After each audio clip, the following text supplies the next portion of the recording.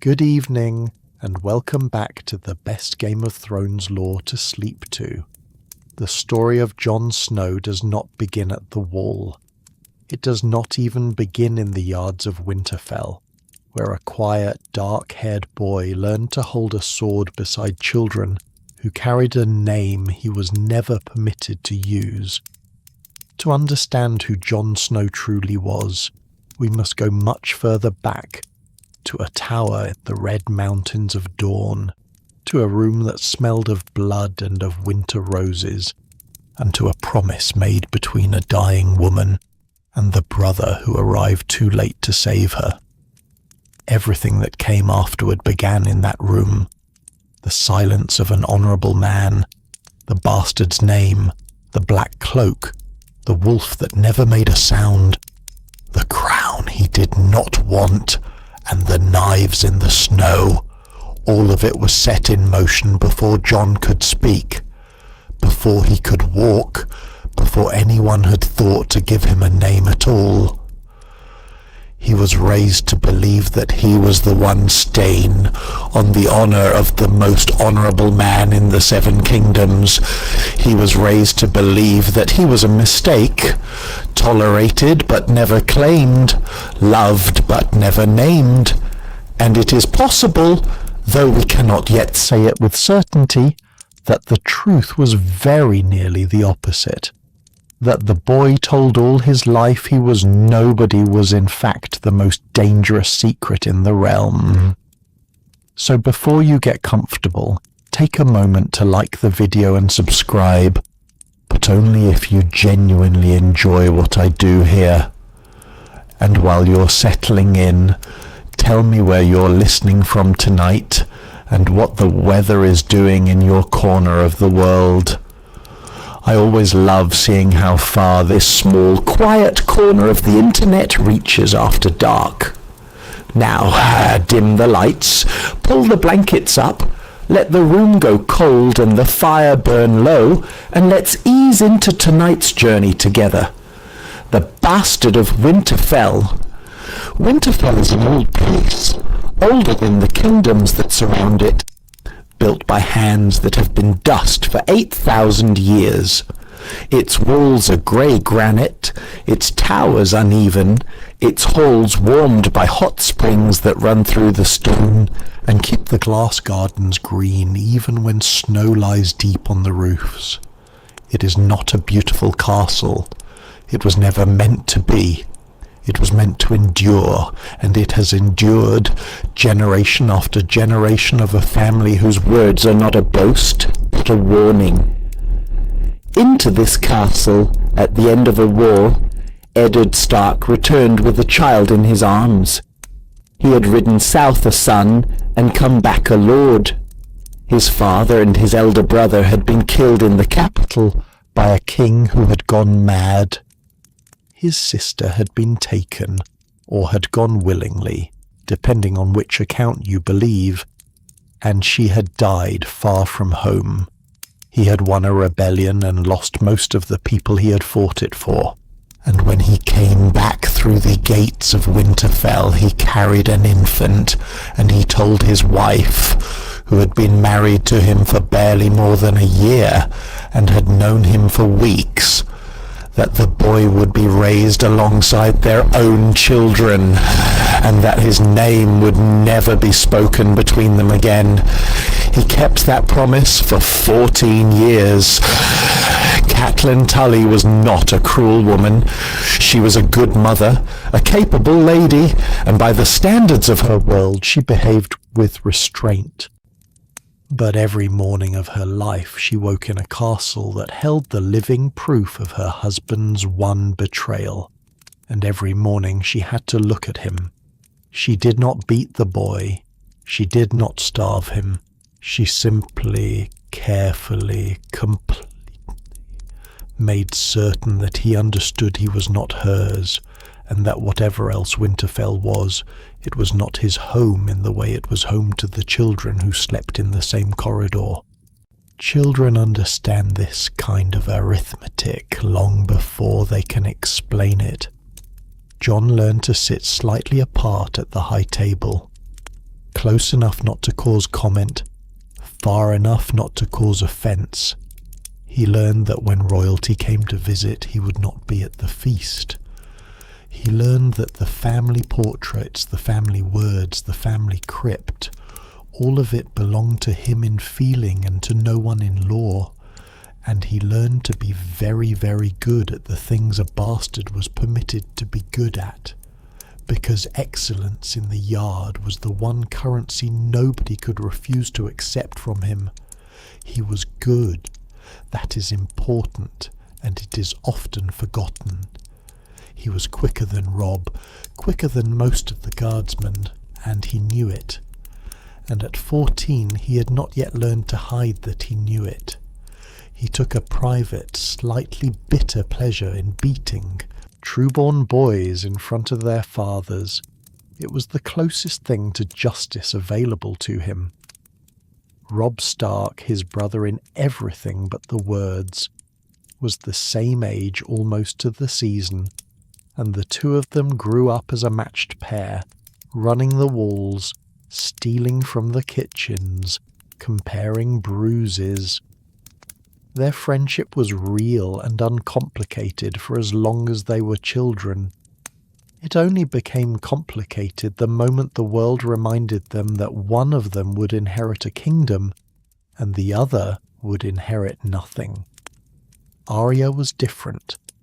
Arya was the one who understood him without being told, because she was also, in her own way, the wrong shape for the place she had been born into. She was small and dark and horse-faced, they said, and she looked far more like her father than her mother, and she wanted the sword instead of the needle. Jon looked at her and saw himself. She looked at Jon and saw the only person in the castle who was not disappointed in her. The bond between them was the deepest and simplest attachment in Jon's early life, and every important decision he made in later years, every single one of them, can be traced back to it in some way. Sansa was polite to him, and no more. Bran adored him without complication, as small boys adore older brothers. Rickon barely knew him. And then, one grey afternoon on the road home from an execution, the world gave Jon a sign that nobody in the party knew how to read. They found a direwolf, dead, a stag's antler broken off in her throat. Direwolves had not been seen south of the wall in 200 years. Around her body lay 5 pups, still living, and Jon, who had no claim to anything, saw the arithmetic at once and used it. 5 pups, he said, for 5 Stark children. 3 males and 2 females matching 3 sons and 2 daughters. It was too neat to refuse. It was in a way the cleverest thing he ever did, because it gave his brothers and sisters something wonderful while asking for nothing, which meant no one could deny it to them.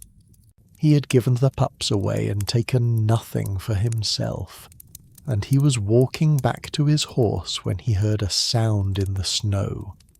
The 6th pup was apart from the others. He had been born white, with red eyes, and he had crawled away from the litter to die alone in the drifts, and he had not made a sound doing it. He never made a sound. Jon named him Ghost, for the silence, and the two of them were bound to each other from that moment until the last line of the last published page. Look at what the sign is actually saying. 5 wolves for 5 children, and then a 6th wolf, hidden, separate, of a different colour entirely, found only by the boy who was not counted. The whole of Jon's life is written there in a single image, and no one at Winterfell noticed. And yet, life continued. There were meals and lessons and long summer evenings. There was old Nan telling stories in the dark about things that come with the cold. There were the crypts below, where the kings of winter sat in stone with iron swords across their knees, and where Jon sometimes went precisely because it was the one place where nobody watched him and wondered whose face he had. When the royal party came north and the offer of a place in the world was made to everyone but him, Jon did what many young men have done when a door closes. He walked toward the only door that was still open. His uncle Benjen Stark was First Ranger of the Night's Watch, and the Watch was the one institution in Westeros where the accident of a man's birth was said not to matter.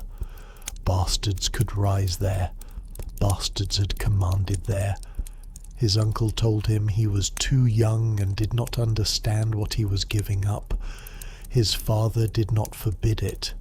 Nobody stopped him.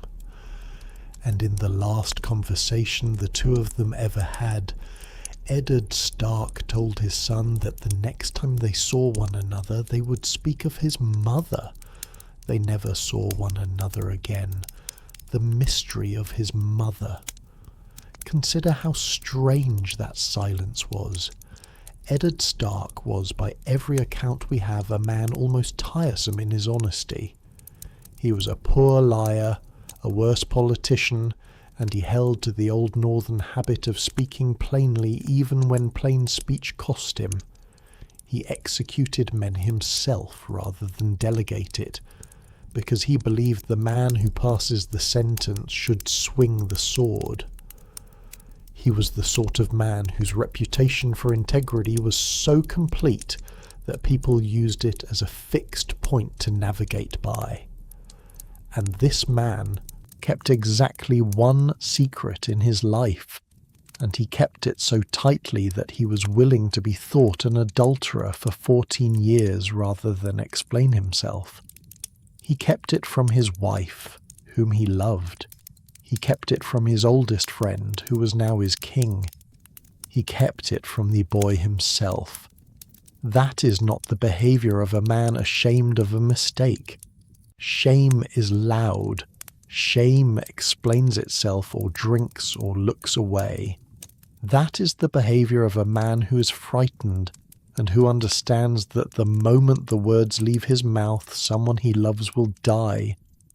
What did Jon actually know? Almost nothing, and that nothing was carefully maintained. He knew he had been born somewhere in the south during the war.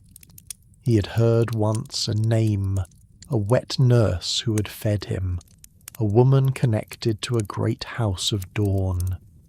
He had asked, as a small child asks, and been told that it was not to be discussed, and he had learned very early that pressing his father on the subject caused a particular kind of pain in the man's face, and so he stopped pressing.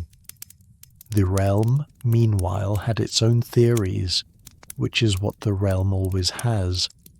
Some whispered about a lady of Starfall, a beautiful woman with haunting violet eyes who had thrown herself into the sea from a tower shortly after the war. Others said it had been a common girl in a fishing village, a moment of weakness on a long campaign. Robert Baratheon, who could not have been less interested in the details, thought the whole business faintly amusing and slightly reassuring, proof that his stiff and disapproving friend had blood in him after all. But here is the detail that never fits, and it never fit from the first book. Everyone in the story treats Jon as the product of a passing indiscretion, and yet Eddard Stark did the single most inconvenient thing a lord in his position could possibly do. He did not leave the child fostered in the south with silver for his keep, which is what discreet lords do, and what nobody would have questioned. He brought the boy into his own castle. He raised him at his own table, beside his own heir, in the full and permanent sight of his own wife. You do not do that with an embarrassment. You do that with something you have sworn to protect and cannot let out of your reach. The clues were laid down early and quietly. and most of them are only visible in hindsight. Ned dreams, again and again, of a tower in the Mountains of Dawn, and of 3 knights of the Kingsguard standing outside it, waiting for him. He dreams of his sister in a bed of blood and of rose petals, blue roses, black with rot spilling from her hand. He wakes from these dreams with her name in his mouth and tells no one why. He remembers that she made him promise something, and that she made him promise it while she was dying, and that he has kept it, and that the keeping of it has cost him a great deal. He does not tell us what it was. He does not even let himself think it in words, and that refusal, that careful blank space in the mind of a man who has no talent for deception, is one of the loudest silences in the whole story. Jon knew none of this. Jon rode north knowing that his mother was a question his father would answer someday, and that someday was a long way off, and that he had all the time in the world. Becoming a brother of the Night's Watch. There is a moment in every young man's life when he discovers that the noble thing he has joined is not what the song said it was. For Jon that moment came somewhere on the King's Road, and it lasted for months. The Night's Watch he had imagined was the watch of old Nan's stories, 8,000 years old, the shield that guards the realms of men, sworn brothers standing atop a wall of ice against the darkness. The watch he found was a shrinking garrison of perhaps 1,000 men, holding 3 castles out of 19, most of them not heroes but the leavings of the kingdoms below. Thieves given a choice between the black and the block, poachers, rapers, boys who had stolen bread, a scattering of exiled lordlings and disgraced knights, and here and there, rarer than anyone admitted, a man who had actually come by choice. They lived on salt beef and onions. They mended their own boots. They were cold in a way that people from the south do not have a word for. Jon arrived among them 14 years old, better trained than any recruit they had seen in years, and insufferable. He beat the other boys bloody in the practice yard within days, and he did it in front of everyone, and he did not understand why this made him hated rather than admired. He had grown up as the least important person in his household. He had never once considered that in this new place he was the privileged one. It took an ugly, one-armed blacksmith to explain it to him. Donal Noy, who had lost an arm and gained a great deal of clarity, told him plainly what he was doing. Those boys he was humiliating had not been given swords at the age of 6 by a master-at-arms. They had been given nothing. Half of them had never eaten meat before they came to Castle Black. Jon had spent his whole life resenting the people above him, and had failed to notice in a single afternoon that he had become one of them. He never forgot it. It is one of the 2 or 3 most formative conversations of his life, and it is the beginning of the thing that would eventually make him dangerous as a leader, which is the habit of looking at people the rest of Westeros had decided not to look at. The proof came quickly, in the form of a fat boy. Samwell Tarly arrived at Castle Black as a coward and knew it. He had been sent there by his own father, a hard and celebrated warrior who had explained to his eldest son that he could either take the black or suffer a hunting accident, and who had made the offer in a tone that left no doubt. Sam could not fight. Sam could barely lift a shield. He wept. He apologized constantly, and the master-at-arms took a particular delight in having him beaten in the yard for the entertainment of the others. Jon stopped it, not by appealing to authority, which would have failed, but by organising the other recruits one at a time, quietly, until there was nobody left willing to hurt the fat boy. It was, if you look at it clearly, his first act of politics, and in doing it, he acquired the one relationship that would matter more to his story than any other except the wolf. Samwell Tarly was frightened of almost everything, but he had read every book in his father's library, and he had a mind that noticed things, and he was the first person who ever looked at Jon Snow and understood him completely without envy. When the appointments came, Jon was not made a ranger. He was made a steward, personal steward to the Lord Commander, which meant carrying meals and drawing baths and fetching cloaks. He took it as an insult, a deliberate humiliation for a bastard who had gotten above himself, and he was ready to be furious about it for a very long time. Sam pointed out gently that stewards to the Lord Commander are not chosen for their skill with a tray. They are chosen so that they will be at his elbow every hour of every day, listening to every letter, every argument, every decision, learning the shape of command from the inside. Sam had noticed what Jon had not. The old man was not punishing him. The old man was training him. Jorah Mormont was in his 70s, gruff, impatient, entirely without illusions, and he had been running the watch long enough to know exactly what he had been handed. He gave Jon the letters to read. He argued with him. He let himself be contradicted, which lords rarely do. And on a black night that winter, when a dead man walked into Castle Black and up the stairs to the Lord Commander's chambers, with murder in what remained of him, it was Jon and Ghost who reached him first. The thing could not be killed with steel. Its hand kept moving after it was severed.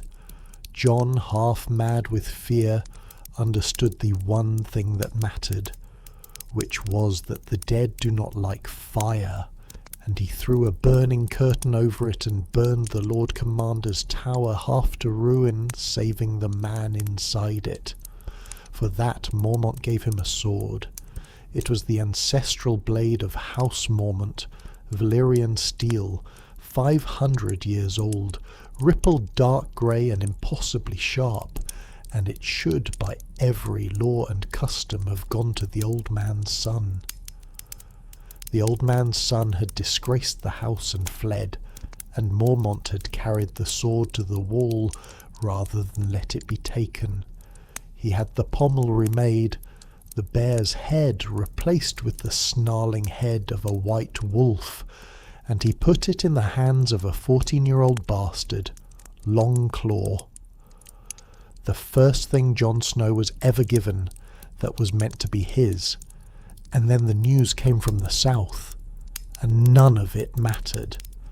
His father had been named a traitor and had his head struck off on the steps of a sept in front of a screaming crowd. His brother had raised the north and was riding to war. His sisters were lost, and Jon Snow, 14 years old, sworn to take no part, saddled a horse in the dark and rode south to break every oath he had ever taken, because Robb was fighting and he was not there. His friends came after him. Not armed men, not officers. Sam and Gren and Pip and the others he had made himself responsible for, riding badly through the night, catching him on the King's Road, and reciting the words of the oath at him until he turned around. Not threatening him, reminding him. He went back. He was not punished. Mormont, who had known perfectly well that he would run and had let him, said only that they would speak of it no more, and put him back to work. That was the first time Jon Snow chose duty over the people he loved. It was not the last. In a sense, it is the only story he has. Beyond the wall. Winter was coming. in the literal sense that the maesters had begun to send out the white ravens, and something worse was coming with it. Rangers had been going out from Castle Black and not coming back. Jon Stark, first ranger, uncle to Jon, had ridden into the haunted forest and simply ceased to exist. 2 of the men who went with him came back as corpses that would not stay dead, so the old bear did the boldest thing done by the Night's Watch in a century. He emptied the castle. 200 and some men, the greatest ranging in living memory, rode north through the tunnel under the wall to find out what was happening to the world. For Jon, this was the first time he had ever been beyond the edge of the map. The haunted forest is not like the woods of the south. It is dark under the canopy at midday, silent in the wrong way, tangled with roots and sentinel pines and stands of weirwood with their red leaves and their carved white faces watching the road. Men lower their voices without deciding to. They came first to Craster's Keep, which is not a keep but a long hall behind a mud wall, belonging to a man who was an ally of the Watch and one of the most repellent human beings in the whole of this story. Craster had 19 wives.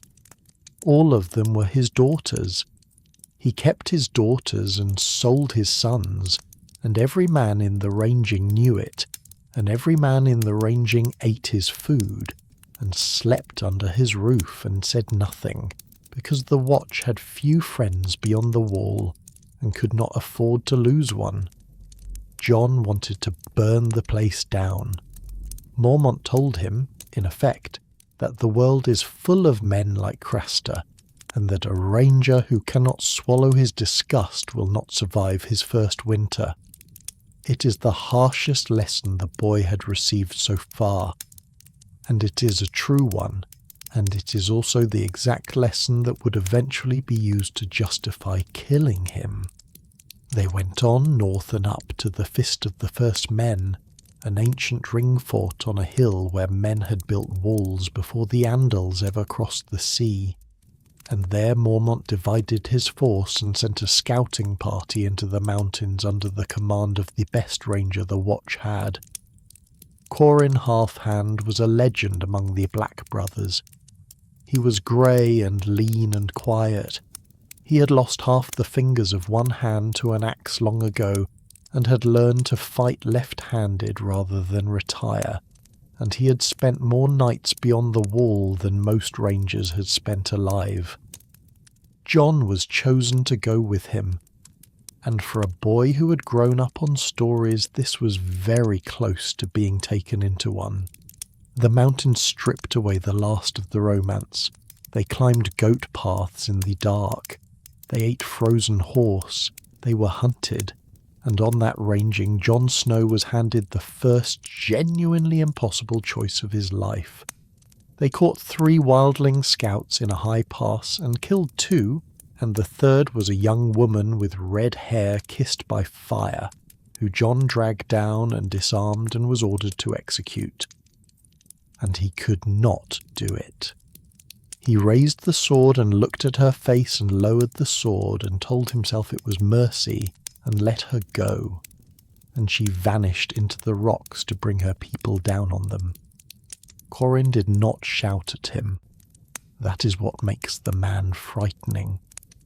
He said, more or less, that mercy is a fine thing in a lord and a fatal thing in a scout, and that the boy had just cost them their only advantage, and then he went on with the work. Days later, cornered, out of options, with Mance Raider's host in the valley below, and no chance of all of them getting back to warn Mormont, Qhorin Halfhand gave Jon an order that no 14-year-old should ever be given. He told Jon to turn his cloak, to go over to the wildlings, to say whatever needed saying, to do whatever needed doing, and to keep his eyes open and find out what the king beyond the wall was truly planning, whatever it cost. whatever it made him. And when Jon asked how the wildlings could possibly be made to believe him, Qhorin answered by drawing his sword. They fought in front of the whole camp, and Qhorin came at him hard enough to make it real, and Jon killed him. Ghost helped.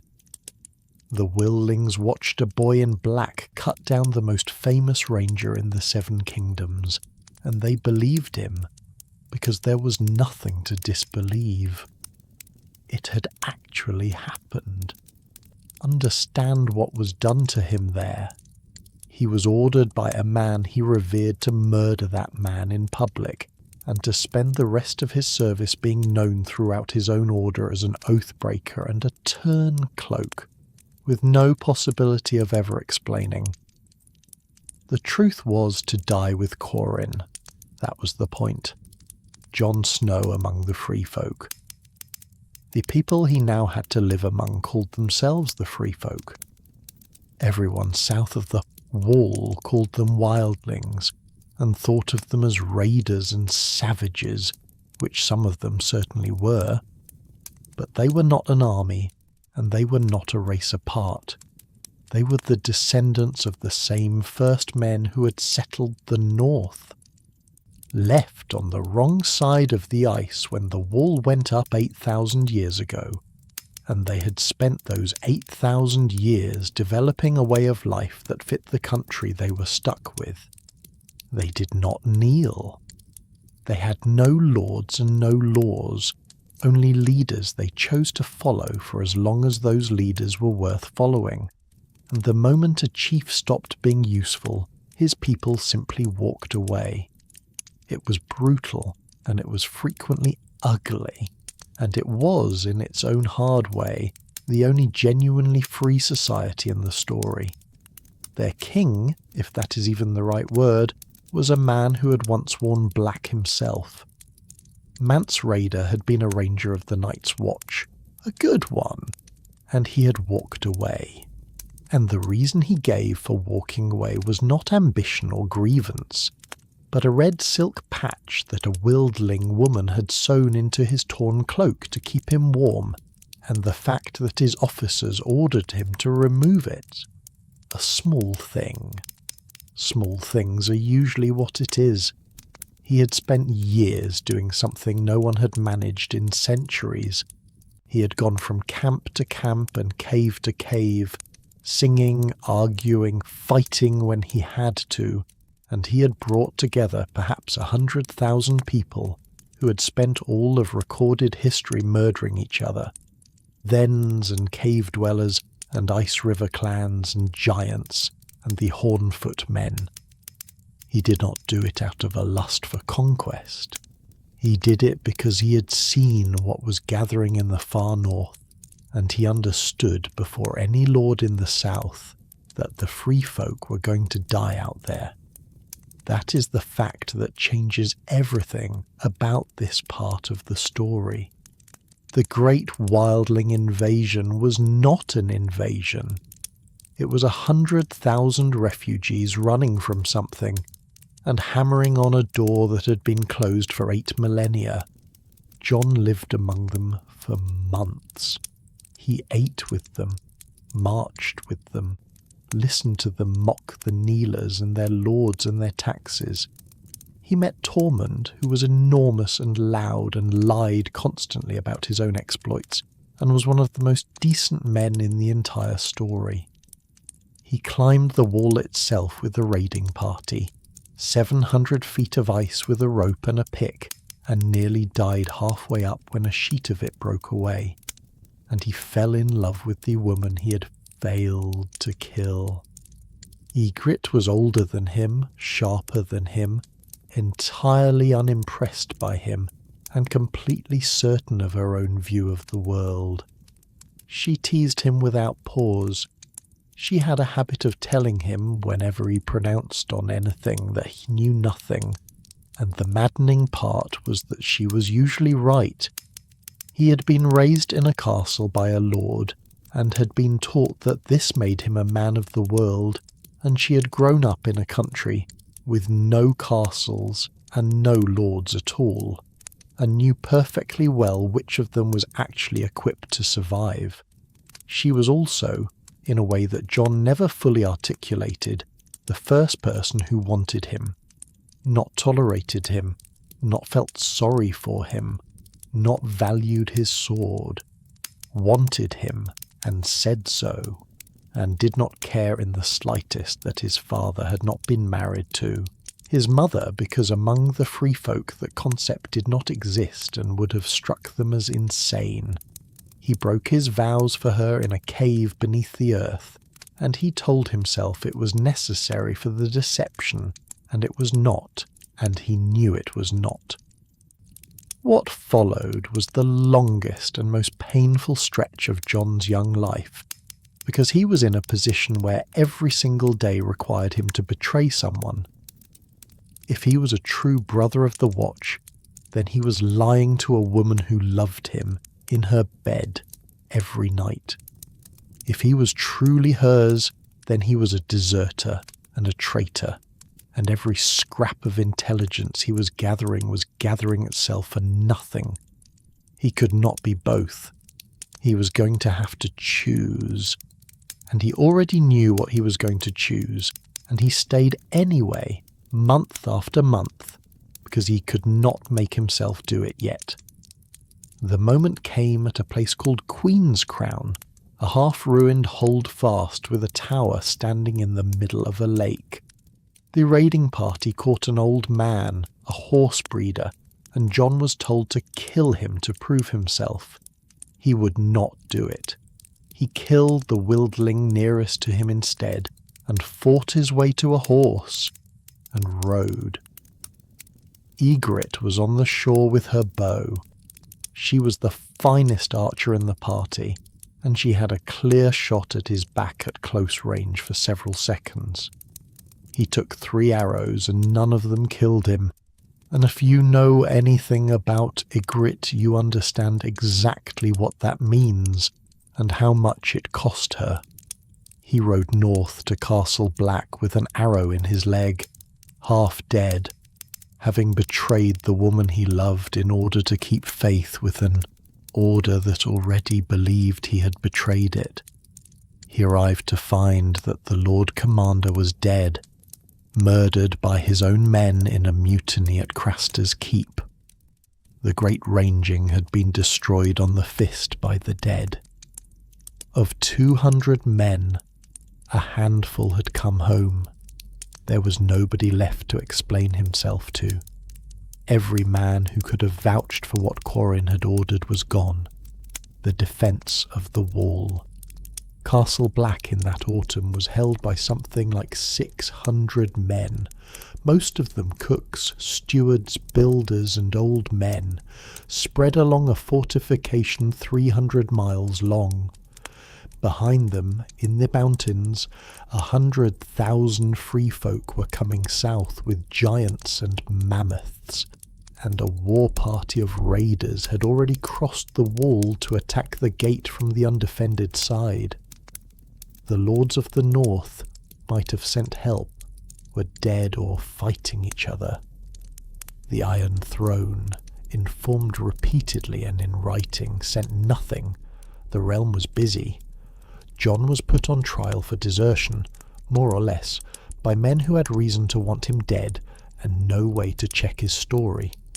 He was spared largely because Maester Aemon, blind and impossibly old, asked the right questions and believed the answers, and because there was nobody else available who had seen the enemy camp with his own eyes. What followed was the finest stretch of Jon's early life, and he was still not yet 16. He was not in command. Command belonged to Donal Noye, the one-armed smith who had once told him the truth about himself in the practice yard, and Noye handled the first assault with a competence nobody had expected from an armourer. When the giants came at the tunnel beneath the wall, Noye went down into the dark to hold the gate, and killed the giant Mag the Mighty there, and died doing it. The two of them tangled together in the ice. After that, there was no one left with rank who knew anything, and the men simply started looking at the boy. Jon defended the wall for days. He put archers on the top and had them drop barrels of pitch. He ordered the great winch cages loaded with stone. He rotated exhausted men off the ice in shifts because he had noticed that frozen men shoot badly. He gave the orders in a voice that he was not entirely sure was his own, and the men obeyed, because he had been beyond the wall and they had not, and because he seemed to know what he was doing. And in the middle of the fighting in the yard, he found Ygritte. She had come south with the raiders. She was leaning against a wall with an arrow in her chest, and nobody knew whose arrow it was.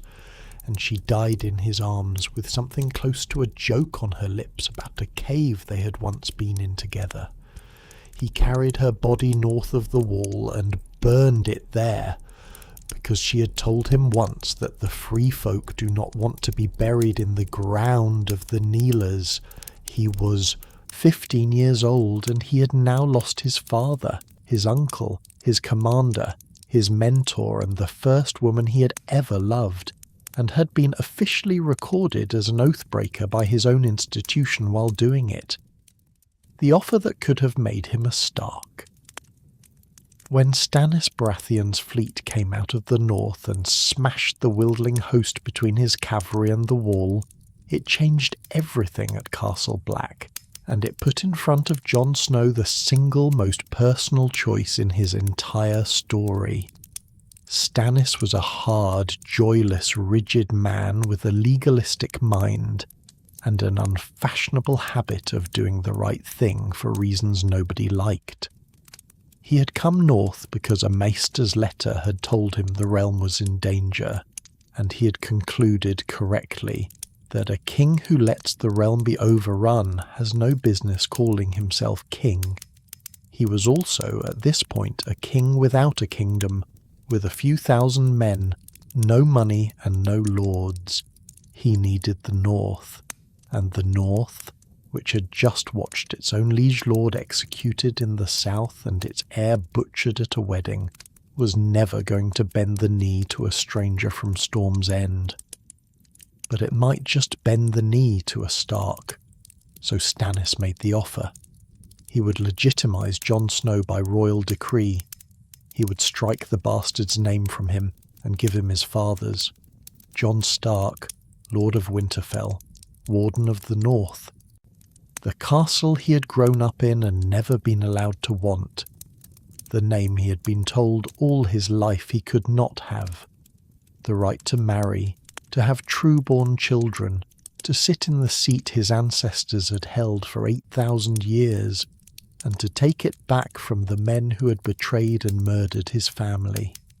Everything he had ever wanted offered legally in writing by a king with the authority to grant it. He was 15. He had never once been given anything, and here was a man offering him all of it at once. He wanted it so badly that he could taste it. That is the part the story is careful to show. He did not refuse out of some serene indifference to worldly things. He lay awake and thought about it and imagined himself in his father's chair, and it hurt. And then he refused, partly because Winterfell was not Stannis's to give, and the offer required Jon to help him burn out the northern lords who would not kneel, partly because it would have meant abandoning the wall to hold a castle in a war that would be over the moment winter came in earnest, partly because a blind old man had asked him what a man of the watch is for and let him find the answer himself, but mostly, and this is the thing that defines him, because Eddard Stark had raised him to believe that a vow is a vow even when nobody is watching, and Jon had already broken enough of them. The tragedy is that he was being asked to give up his father's name in order to be worthy of his father. The story keeps doing that to him, Lord Commander Jon Snow. The Night's Watch chooses its own commander. It is one of the oldest customs in Westeros and one of the strangest, a genuine election in a world of hereditary titles in which every man from the Lord Steward to the potboy gets one vote, and they keep voting until somebody has 2/3. The vote that autumn was hopelessly deadlocked. Cotter Pike, who commanded Eastwatch by the Sea, was a bastard, a brawler and illiterate, and hated Sir Dennis Mallister. Sir Dennis Mallister, who commanded the Shadow Tower, was old and courteous and highborn, and thought Cotter Pike was an animal. Neither would ever yield to the other.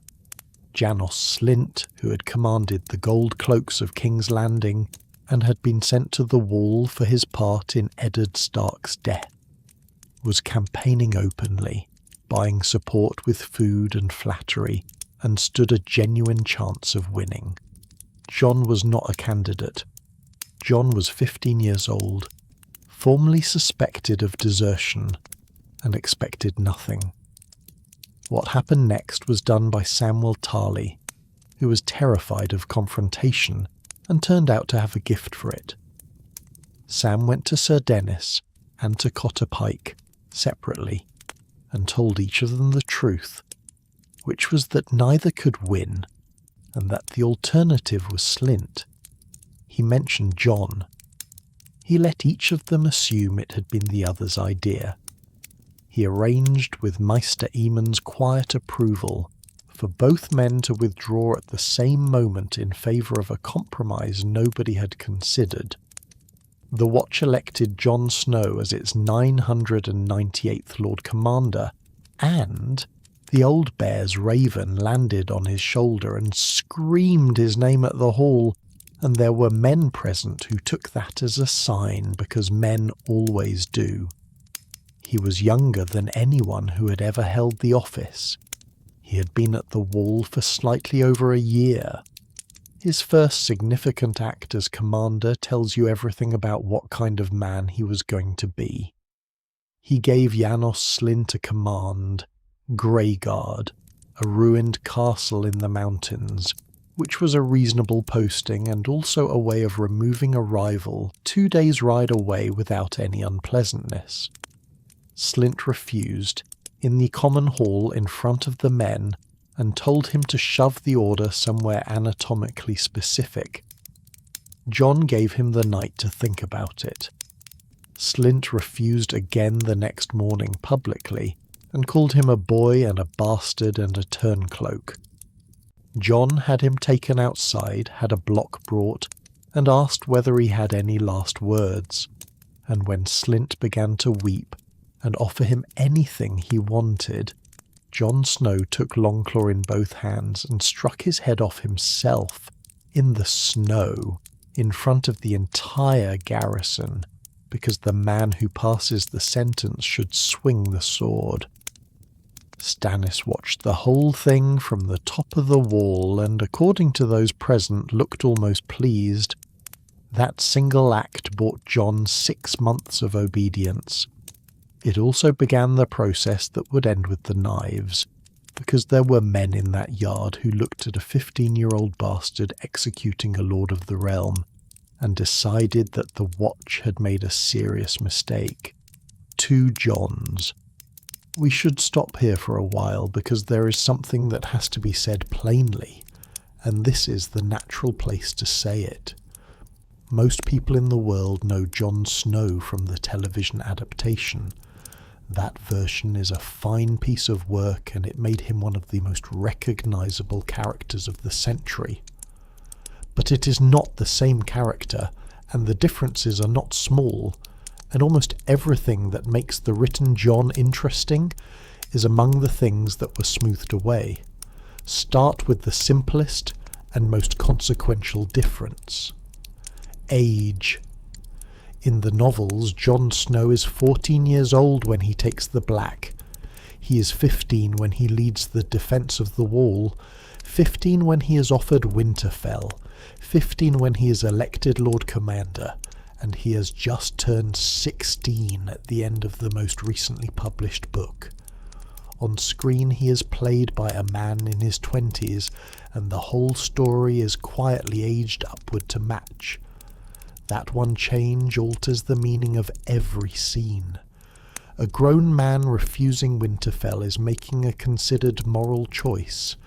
A 15-year-old refusing Winterfell is a child holding on to his dead father's rules with both hands, because they are the only thing he has left of him.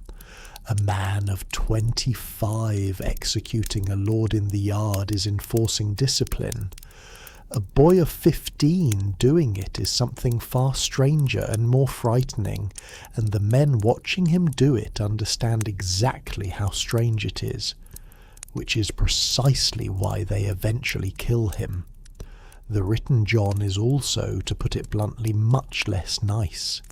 He is proud, and he knows he is better with a sword than almost anyone around him, and it takes years to beat the arrogance out of him.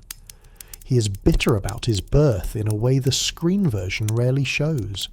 He is jealous of Robb, genuinely and repeatedly jealous, and ashamed of being jealous, and jealous anyway. He wants Winterfell.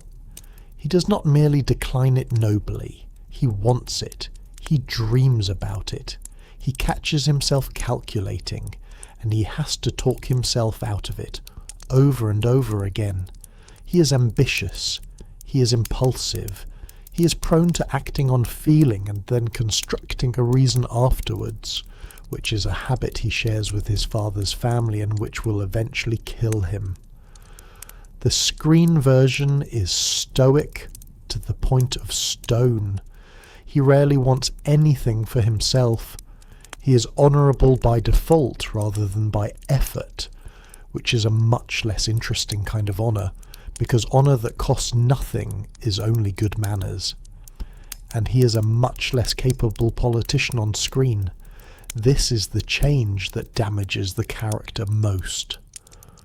The Jon Snow of the fifth novel spends his entire time as Lord Commander doing detailed, grinding, unglamorous political work.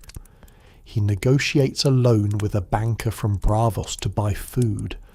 He calculates how many mouths he can feed through a winter, and to the day when the stores will fail. He reopens abandoned castles. He arranges a marriage between a northern girl and a wildling chief to bind two peoples together. He judges disputes. He plays factions against each other. He sends his best friend away to become a maester because the order needs one and there is nobody else. Almost none of that survives the adaptation, and it is replaced with battles. There are also whole people missing. Val, a wildling woman of considerable presence, who becomes central to Jon's political calculations, and to a great deal of speculation about his future, does not exist on screen at all. Alice Stark, whose marriage is one of Jon's cleverest manoeuvres, is reduced to almost nothing. Satin, a former prostitute from a brothel in Old Town whom Jon deliberately elevates to be his personal steward as a statement about what the Watcher's for, is gone. Stannis' campaign in the north, one of the great slow-burning storylines of the books, goes in a completely different direction. And there are famous scenes on screen that simply never happened on the page. Jon does not go to Hardhome.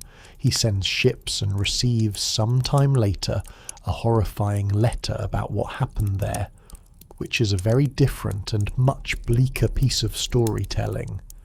He does not fight a battle of the bastards. He is not resurrected, at least not yet, because the published novels have not reached that point, and it is important to be honest about that. None of this is a complaint about the adaptation. Television has to compress, and compression means somebody loses. But it does mean that if your entire sense of Jon Snow comes from the screen, you have met a quieter, kinder, simpler man than the one on the page, and the one on the page is the one who's actually about to make a catastrophic decision. the Lord Commander, and the impossible arithmetic. Now we come to what is, for a great many readers, the heart of the whole character.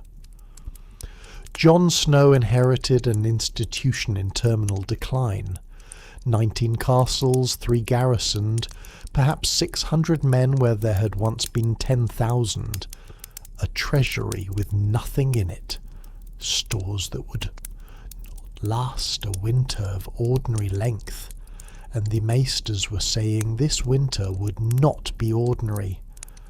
A political situation in which the north was in ruins, the Iron Throne had a child on it, and there was a rival king sitting in his own hall giving him advice he could not refuse and could not accept. And beyond the wall, 100,000 people who were going to die. This is where Jon made the decision that defines him more than the Tower of Joy or the crown or anything else. And it is the decision that got him killed. He let them through. The free folk, the raiders, the enemy the Night's Watch had existed to fight for 8,000 years. The people who had killed brothers within living memory at the very gates of Castle Black. He took their treasure, all the gold and amber and old weapons they had, in exchange for passage. He put them in the abandoned castles along the wall. He fed them from stores that would not stretch. He allowed them to keep their own gods and their own customs. He accepted their spearwives as fighters. His reasoning was simple, and once you see it, impossible to argue with. Every free folk, man, woman and child left north of the wall was going to die, and every one of them who died out there was going to get back up again and walk south, and there would be no wall high enough and no army large enough to stop 100,000 of them. He was not being merciful. He was, in the coldest possible terms, denying the enemy its recruits. But he was also being merciful, and that is the part his brothers could not forgive.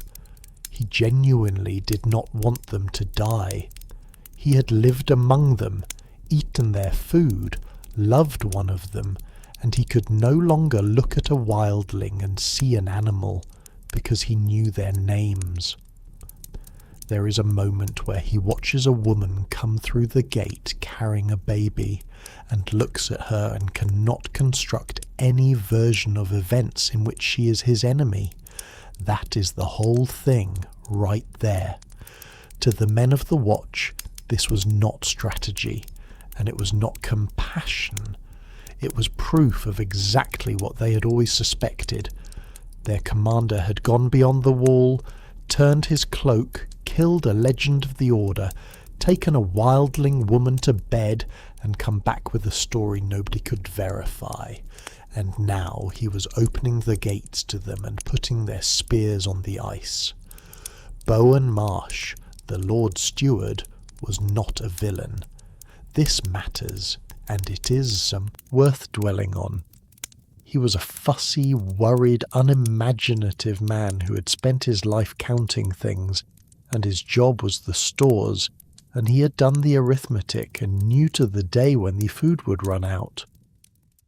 Every wildling mouth Jon brought south was, on his ledger, a brother starving in the spring. He argued. He was overruled. He argued again. He wept about it, more than once, which is why the men called him the old pomegranate. He was wrong about the strategy and right about the numbers, and the tragedy of the end of this story is that he was not a traitor in his own mind for a single moment. Meanwhile, Jon worked. He shipped Sam off to Old Town with Maester Aemon and a wet nurse and a baby, saving his friend's life and losing the only 2 people at the wall who understood him. He negotiated with Tycho Nestoris of the Iron Bank of Braavos and came away with credit. He married Alice Kaerstark to Sigorn, the Magna of Then, in the Sept, and before a weirwood at once. which bound a northern house and a wildling clan together with one ceremony, and quietly checked a Bolton scheme in the same afternoon. He garrisoned the ruined castles with mixed groups so that no faction held a fortress alone. He also did something he never quite admitted to himself. When Stannis marched south, Jon gave him advice. He told him which houses would rise, which mountain clans would follow a Stark girl's name, how to move an army through snow, where the Crofters' village was. The Lord Commander of the Night's Watch, which takes no part in wars of the realm, was quietly running a campaign for one of the claimants to the throne. He knew it. He kept doing it. And somewhere in there, the line he had built his whole identity on began to blur, and he did not notice, because it blurred one small, reasonable decision at a time. Ghost, the wolf dreams, and the blood of the Starks. There is another thread running underneath all of this, and on screen it is very nearly invisible, and in the books it may turn out to be the most important thing about him. Jon Snow is a warg. The Starks of Winterfell have the old blood of the first men, and in some of them it surfaces. Every one of the Stark children bonded to a direwolf, and every one of them, to different degrees, began slipping into their wolf while they slept. Bran is the strongest and the most conscious of it. Arya dreams of running on four legs in the Riverlands and wakes with the taste of blood. Rickon, the youngest and least civilized, is bound to his black wolf almost completely. Jon dreams of being Ghost. He dreams of running through the woods with the smells sharp and the world in grey, of hunting, of coming to the edge of a lake or the roots of a weirwood tree, and of a great white face in the branches looking back at him. He wakes with the taste of it in his mouth. He tells himself it is only a dream, and he keeps telling himself that for 4 books, because he is his father's son, and his father's family did not talk about such things. Then a book opens with a dying wildling skin changer explaining exactly what happens when a warg's body dies. The gift, the man tells us, does not simply end. A warg who is bonded to an animal at the moment of death can pass into it. He can live on inside the beast, seeing through its eyes, wearing it, fading slowly over months or years as the animal's nature swallows what is left of the man. The wildlings call it a second life. They regard it as a real thing, not a legend, and they regard it as a poor sort of survival. That passage is placed at the very front of the same book that ends with Jon Snow bleeding into the snow, and it is not there by accident. And here is the detail that turns the screws. In the final chapters, Jon has sent Ghost away. He has him shut up, kept apart, because the wolf has become impossible to control around the wildlings and around Melisandre. In the last moments before the knives, Jon has no wolf at his side, and the very last thing he manages to say as he goes down into the snow is his wolf's name. Whatever happens next, the story has told us in advance that there is a door, and it has shown us the door being shut, and then it has shown us the man reaching for it anyway. There is one more strange note in this part of the story. The wildlings had begun calling him something behind his back and eventually to his face. They looked at a young man in black who had come from the south, who had lived among them, who had a white wolf and the blood of the old kings, and they gave him a title with a good deal of weight in it. They did not mean it kindly at first. By the end, a great many of them meant it entirely. The letter and the knives. The end, when it came out of a piece of paper. A raven arrived at Castle Black carrying a letter sealed in pink wax. It claimed to be from Ramsay Bolton, the legitimized bastard who now held Winterfell, and it was written in a voice of gloating, unhinged cruelty. It claimed that Stannis Baratheon had been destroyed in the snows outside the castle, and his host with him. It claimed that Mance Rayder had been taken and caged. It made demands. It wanted hostages returned, a worldling princess, a queen, a red witch, a boy, and it promised, if they were not delivered, that its author would come to Castle Black and cut the heart out of the Lord Commander and eat it. Almost nothing in that letter can be verified. Scholars of this story have argued about it for well over a decade, and they will argue about it for longer, because the evidence points in several directions at once, and some of it points nowhere at all. There are details in it that Ramsay Bolton should not have known, and details he should have known and got wrong, and a signature that does not quite behave the way his other signatures behave. It may be exactly what it says it is. It may be a forgery written by an enemy, or by an ally to provoke precisely the reaction it provoked. Jon read it and did not stop to weigh any of that.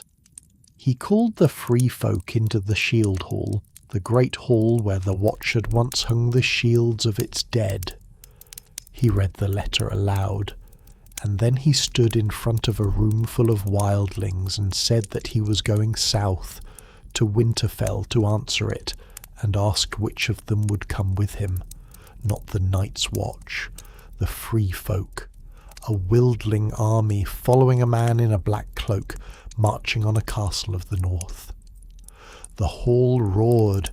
Tormund's people, the spear wives, the Hornfoot men, all of them on their feet at once. He had them.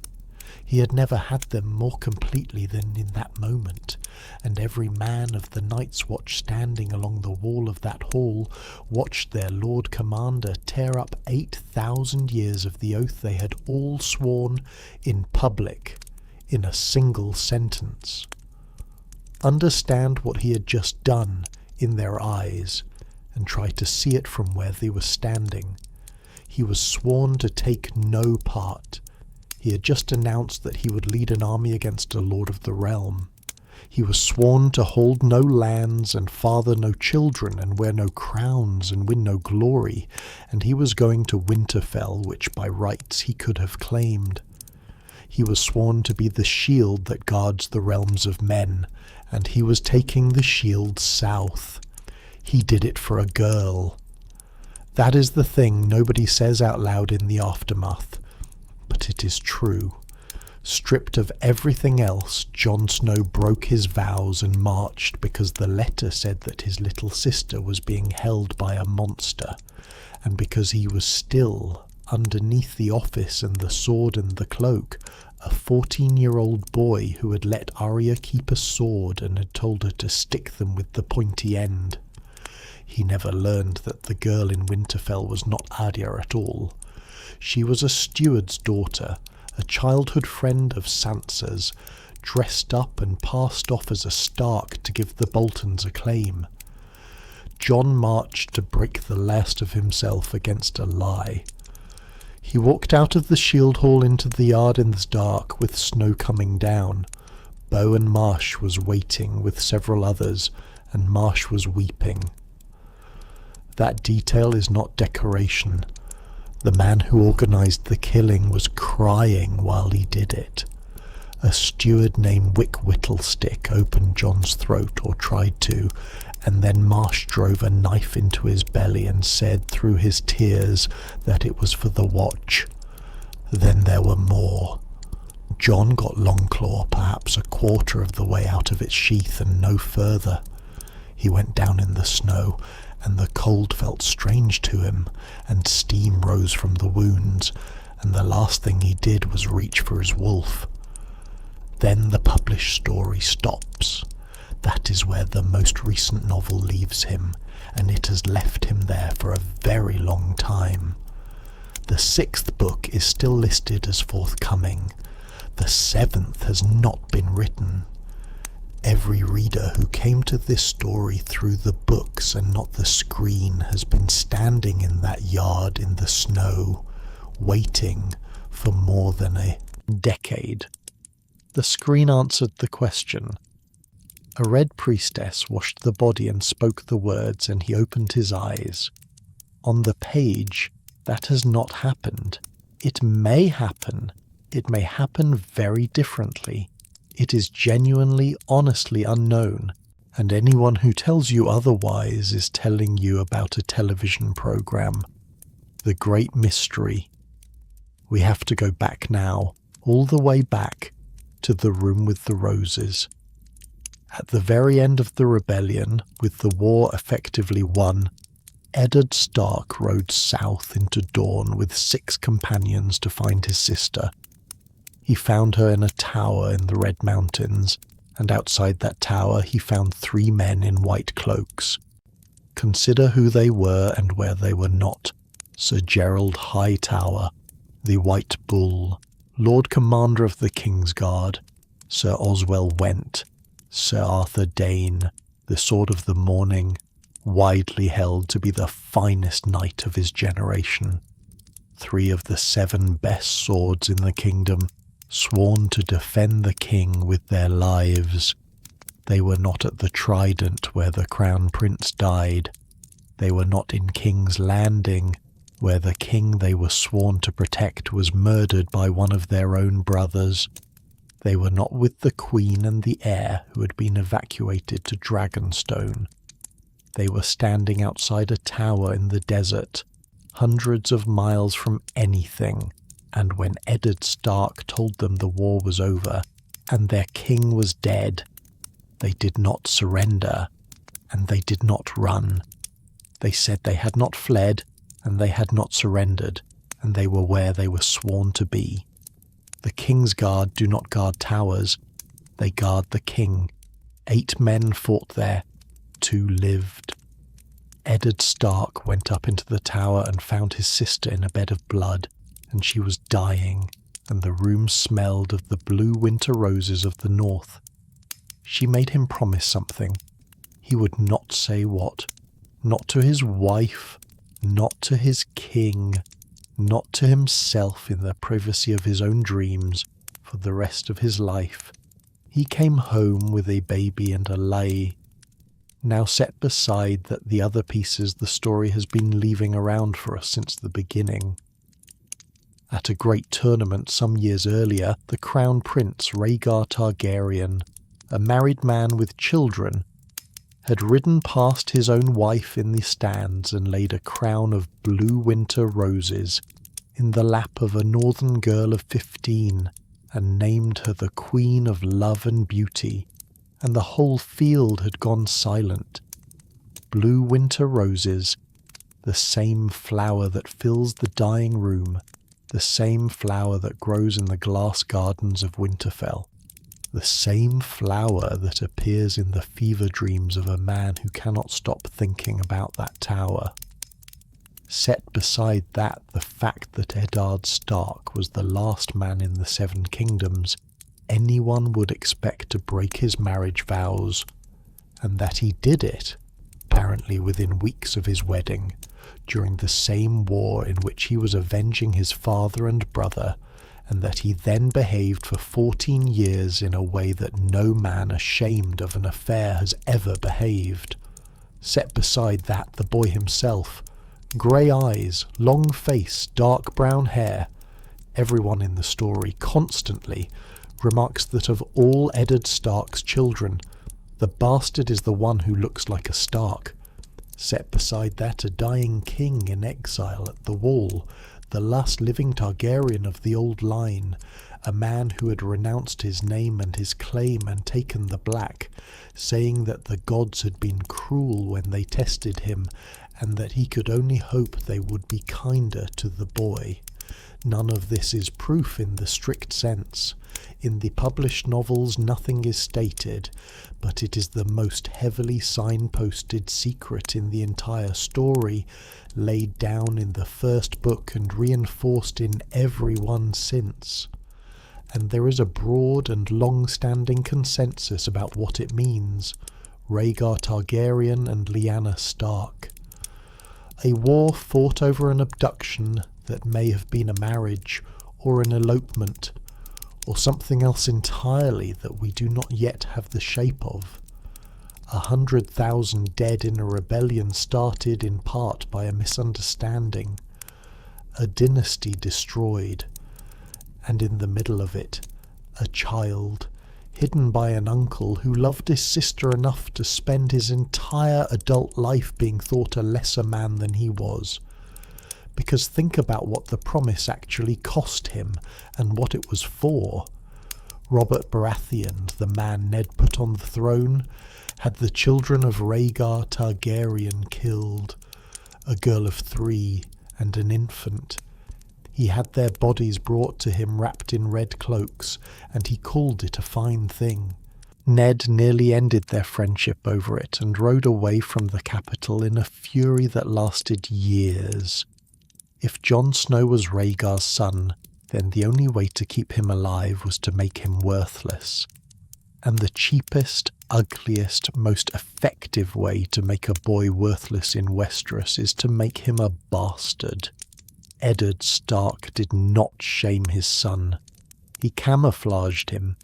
He gave up his own good name to do it, and he took his wife's coldness and his king's mockery and his son's quiet, lifelong hurt as the price, and he paid it every day for 14 years without once complaining.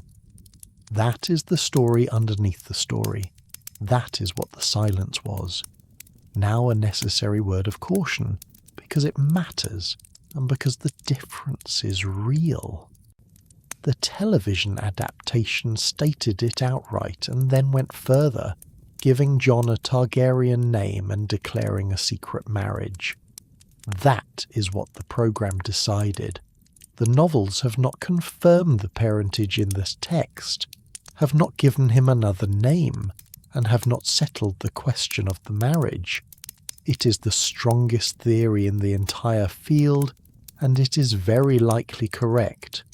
It is not yet, on the page, a fact, the prince that was promised. There is an old prophecy in this world, and like all old prophecies it has been copied, mistranslated, and argued over for thousands of years, until nobody is entirely sure what it originally said. In the East, the followers of the Red God speak of a hero called Azor Ahai, who lived long ago in a time of darkness and forged a burning sword to drive back the night, and who is promised to be born again when the darkness returns.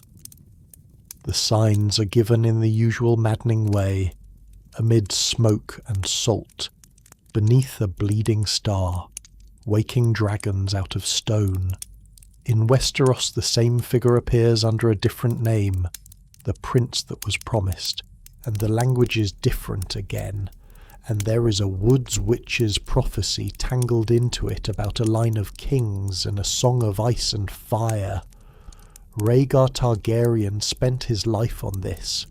He was a solemn, bookish boy who did not want to be a warrior until he read something in an old scroll and came out and told the master at arms that he would need a sword. He believed for a while that he himself was the promised prince. Later he came to believe it was his son. He is recorded as saying of an infant in a cradle that the boy was the one, and that there must be one more, because the dragon has 3 heads. He was obsessed, and the last thing he did before riding to his death was to go north to a tournament and put a crown of blue roses in the lap of a girl from a house whose words are a warning about winter. Whatever else Rhaegar was doing at that tournament and afterwards, he was doing it for prophetic reasons. He thought he was assembling something, and so we come to the arithmetic that has kept people awake for 25 years, a song of ice and fire. If Jon Snow is the son of a Targaryen prince and a daughter of Winterfell, then he is, in the most literal sense available, the two things in the title: fire from the dragon lords of old Valyria, ice from the kings of winter, and the blood of the first men, born in the far south, raised in the far north, a wolf and a dragon in one body. Maester Aemon, at the end of his very long life, came to believe that the prophecy had been badly translated for centuries, that the word rendered as prince did not indicate a man or a woman at all, and that everyone had been reading it wrong. He died convinced the answer was the girl in the east with the dragons. Melisandre spent years certain it was Stannis, and she was wrong, and she has since been staring into her fires at Castle Black and seeing, over and over, a face she did not expect. Snow, she says. She keeps seeing snow. Perhaps it is Jon. Perhaps it is Daenerys. Perhaps the dragon truly does have 3 heads, and it is both of them and someone else. And the whole question of a single chosen one is the trap the story has been laying for us since the first page, because this is a story that has punished every character who believed they were the hero of it. We do not know. We are not meant to know yet. What comes next? Here we cross a line, and it should be marked clearly. Everything that follows is speculation. The 6th novel has not been published. The 7th has not been written. Nothing in this section is established, and the author has said more than once that the ending of the books will resemble the ending of the programme in some respects and differ from it in others, without specifying which. So, will he come back? Almost certainly in some form.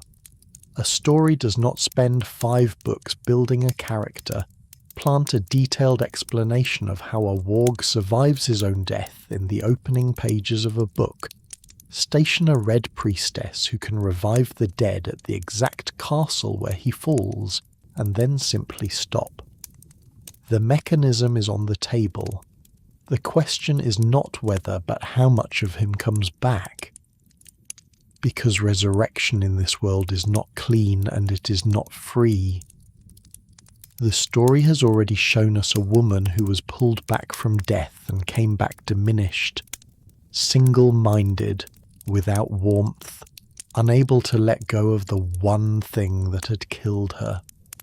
Whatever returns, if it returns, may be quieter, colder, and harder than what went into the snow. Fire consumes, as the Red Priestess likes to say. It does not restore. There is a strong reading in which Ghost holds him, in which the time between the knives and whatever comes after is spent inside the wolf, running, hunting, forgetting a little more of himself each day, and in which what is finally put back into the body is a man with something of the animal permanently mixed into him. That would explain a great deal about why the wolf dreams were given so much space, and it would be an appropriately cruel piece of poetry, because the boy who was told all his life that he was half a thing would come back genuinely half a thing at last. Will he be king in the north? There is a document and hardly anyone remembers it. Before he marched to the twins, Robb Stark made a will. With his sisters lost and presumed beyond reach and his younger brothers believed dead, he named an heir, and he legitimized that heir with the authority of a crowned king, and he did it in front of witnesses, and those witnesses were deliberately sent away in different directions so that at least one of them would survive. The screen version cut this entirely. On the page it is loaded and waiting. Somewhere in the north, in a saddlebag or a lockbox, there is a piece of parchment that makes Jon Snow the king in the north by law, signed by the last king the North acknowledged. He refused Winterfell when Stannis offered it, because taking it would have meant breaking his vows. He is now arguably a man who has already broken them, and who has died and been released from them by death itself, which is the exact wording of the oath. It ends at his death. Nothing in it binds a man who has already paid. Will he learn who his mother was? Very few people alive can tell him. Howland Reed, the last survivor of the Tower, who has not appeared in person in a single published chapter and is being kept in reserve for something. His own brother sitting under a weirwood tree beyond the wall, with the ability to look backwards through time and watch the past happen. There may be others, and when he learns it, it will not be the gift he spent his whole childhood wanting. He wanted a mother. What he will get is a claim, an enemy dynasty's blood, a war he does not want, and the discovery that the one man he loved without reservation lied to him every day of his life for the best of all possible reasons. Will he and Daenerys meet, and will it go the way the program went? Perhaps. They are the two poles the whole story has been bending toward. But the written Daenerys is a harder, stranger, more frightening figure than her screen counterpart, and the written Jon is far more political, and the books have half a dozen pieces on the board that the program removed entirely, including another claimant with a Targaryen name already marching in the south. There is very little reason to assume the meeting, if it happens, will resemble what was filmed.